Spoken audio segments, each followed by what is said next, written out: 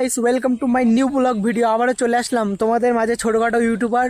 তো আমি একটা কথা তোমাদেরকে আজকে শেয়ার করতে চাই। কথাটা হচ্ছে এই যে যে আমি মানে কি বলবো, এখন কোনো কাজ বাজ কিছু করি না।